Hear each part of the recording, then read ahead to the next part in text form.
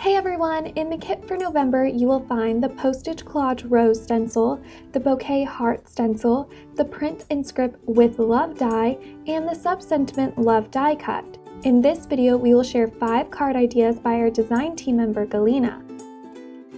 First is to use the Postage Collage Rose Stencil as it is. Like the rest of the collection, you can use the stencil with the Postage Collage die, but you can also use it on its own. The rose stencil includes 3 layers. Layer 1 is for the roses, Layer 2 is for the leaves, and Layer 3 is for the sparkles. There are many techniques you can use with these stencils. Galina used a spray over distressed ink on the flowers and then dabbed off the excess water for adding texture for the roses. Line up the leaf layers to the roses. Galina started by adding a light blue base layer of ink, and then she used shader brush 0+ with a dark blue to add some variation to the design. Notice that Galina skipped the with love letters on this layer. We have it on the stencil, so you have the option, but you don't have to ink up every element on the stencil. Layer 3 is for sparkles. Galina used yellow ink on this, but it would be fun to use some glitter paste for this like Nina did here. If you have the Postage Collage die, you can die cut the stencil or die cut after you stencil it in. For those of you who don't have the die, you can easily trim the little rectangles apart to make your very own collage. Now for the background. Galina started with a piece of light blue cardstock and ink blended with the Bokeh Heart stencil in a light blue ink for a subtle tone-on-tone look. The blue helps to bring out the blue leaves in the rose stencil.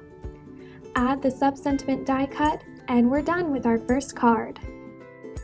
We will start the next card with a piece of cardstock about 6 inches tall.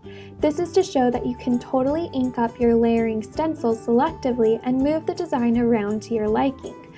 Galina inked the design on the right of the rose stencil twice for this 6-inch tall piece for a completely different look.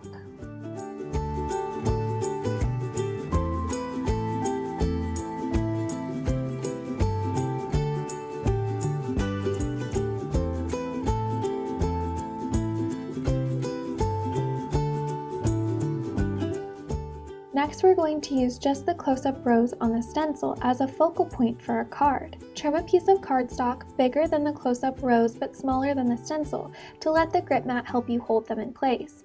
This is a great way to use your scraps. And again, Galina used a blending brush to lay down the base of the red ink quickly, then added some variation and shading using a combination of shader brush 1+ and 2+.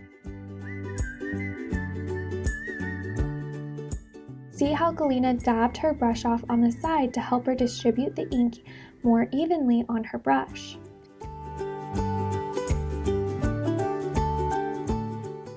We always recommend wiping off your stencil with a dry cloth right away to avoid accidents. And if the stencil has lifted up during blending, you may get some shadows on your pieces. This can be covered with a white gel pen like Galina did here. Then, with 2 nesting square dies, Galina cut out a frame with a jig piece from some scrap paper. With the jig, she was able to draw lines with a straight edge very quickly to help create a picture frame look.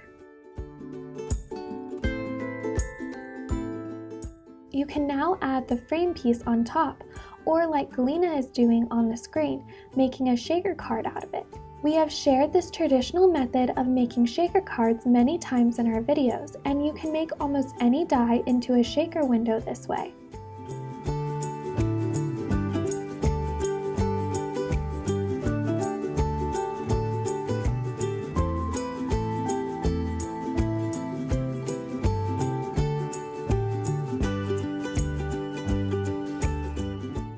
The Subsentiment Love die cut contains many sweet sentiments that work great with the layout like this. You can use the black marker to go over the edges for a more polished look. Isn't this fun?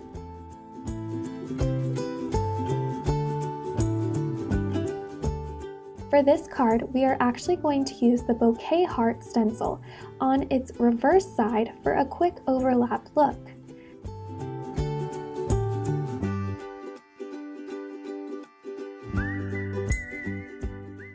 Then, by inking up only parts of the stencil, Galina dabs in some white pigment ink. It may not show up much in the video, but they do show up more when it dries. Lastly, a layer of light gray ink. Notice that we used mostly pigment ink here. We have found that they show up better on colored cardstock like the light pink we used here.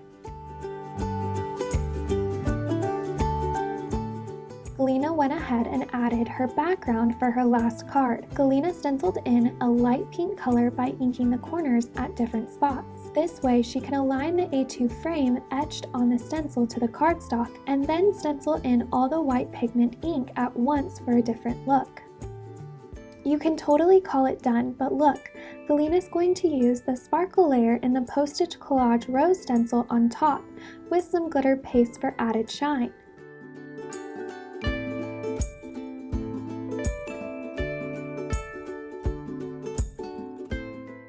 Aren't these backgrounds fun?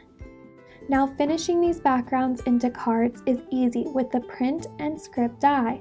It includes the words with and love in both the script and print version, and their shadow dies for layering. We love using vellum with these shadow dies for a subtle look.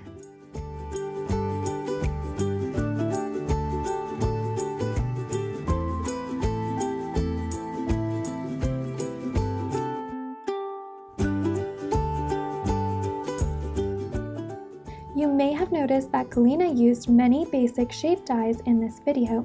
They are simply a must-have in your card making arsenal. If you haven't already, check out our warehouse moving cell that includes many of our popular nesting dies. They are the best. Thank you for joining us today. We hope you enjoy this kit and we'll see you again soon.